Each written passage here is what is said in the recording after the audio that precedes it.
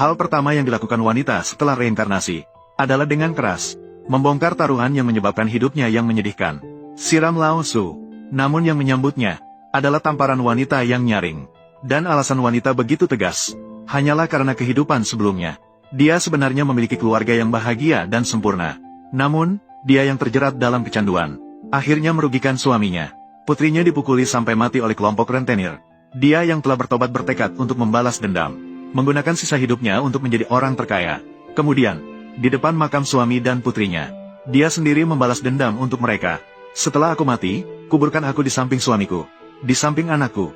Kemudian dia mengarahkan laras senjata ke dirinya sendiri. Dengan tindakannya sendiri, dia menebus dosa yang ditanggung suami dan putrinya. Namun mungkin itu adalah takdir, ingin memberinya sekali lagi kesempatan untuk memulai kembali.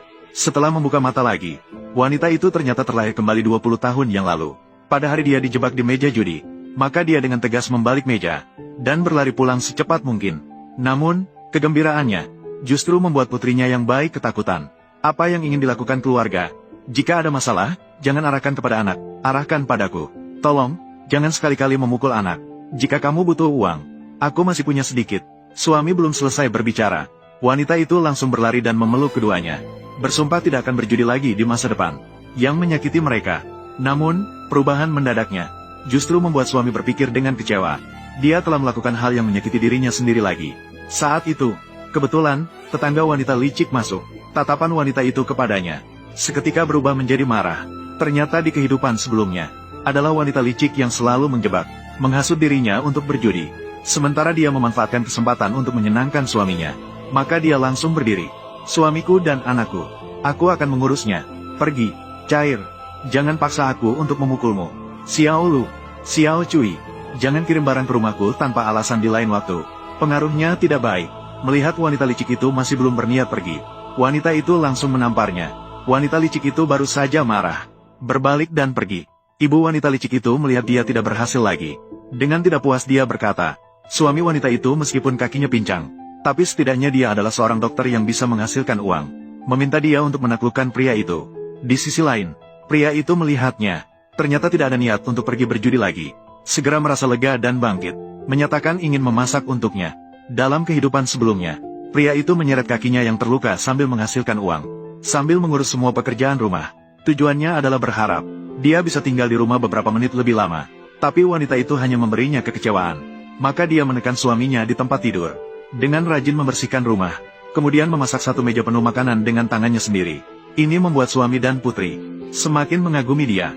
Namun, pada saat itu, Li Jianbin yang terlibat dalam menjebak, tiba-tiba mendekat dan mengatakan ada tempat bagus untuk menghasilkan uang malam ini. Mengundangnya untuk pergi.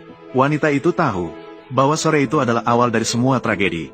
Namun, dia sekali lagi setuju. Aku akan datang menemuimu nanti. Semua sudah menunggu kamu. Dunia menyaksikan pertunjukan. Ternyata itu hanya berpura-pura. Namun, suami tidak tahu. Setelah wanita itu datang ke kasino malam itu, dia tidak hanya tidak berjudi, tetapi malah mengandalkan seni bela diri yang dipelajari dari kehidupan sebelumnya untuk mengalahkan sekelompok anak buah kasino. Hingga kalah telak, pemilik kasino awalnya ingin mengeluarkan pisau untuk menunjukkan, tetapi tidak menyangka, wanita itu langsung mengeluarkan pistol, menempel di dahinya. Pemilik kasino yang ketakutan langsung berlutut dan memohon, kalian membuat suamiku patah satu kakinya. Bagaimana kita menyelesaikan ini? Makan, jangan. Cepat ambil 1000 yuan. Memberikan suami Sukian kompensasi biaya medis. Cepat. Jangan buat aku marah lagi di lain waktu. Senjataku tidak mengenal ampun. Begitulah, wanita itu pulang ke rumah dengan membawa 1000 yuan. Kemudian dia mengeluarkan semua uangnya, menyatakan ingin membawa pria itu ke rumah sakit untuk mengobati kakinya. Namun melihat uangnya yang tiba-tiba bertambah, pria itu langsung merasa kecewa, mengajukan perceraian. Ternyata pria itu salah mengira uangnya didapat dari menjual tubuhnya semalam. Maka wanita itu menjelaskan, selain berjudi, dia tidak pernah melakukan satu pun maaf tentang urusan pria. Dia lalu mengeluarkan senjatanya, mengungkapkan apa yang terjadi semalam. Dan pemilik kasino tidak pernah membayangkan pistol wanita itu sebenarnya palsu. Mendengar penjelasannya, pria itu pun mempercayainya. Dia baru setuju untuk pergi ke rumah sakit untuk diperiksa. Kakinya bisa diobati. Namun, operasi memerlukan banyak uang. Kita akan mengobatinya. Kamu tenang saja, serahkan padaku untuk mengobatinya. Nona, kamu benar-benar istri yang baik dan bijaksana. Lihat suamimu yang tampan ini. jika kakinya benar-benar pincang. Bukankah itu sangat disayangkan? Kalian tenang saja, kaki ini pasti bisa disembuhkan. Dengan cepat, pria itu berhasil menjalani operasi. Untuk memberikan suami lingkungan pemulihan yang lebih baik, wanita itu memutuskan untuk keluar mencari uang, meningkatkan kondisi keluarga. Dia percaya bahwa di kehidupan sebelumnya dia adalah orang terkaya. Di era ini, berbisnis adalah hal yang mudah. Maka, uang pertama dimulai dari pintu masuk bioskop.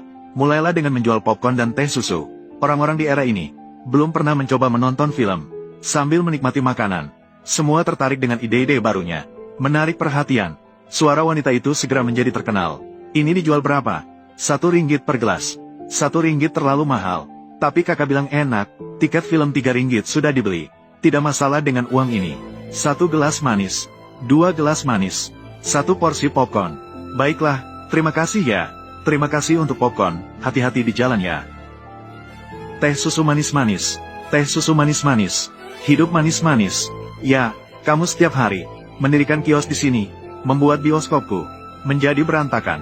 Siapa yang mengizinkanmu datang?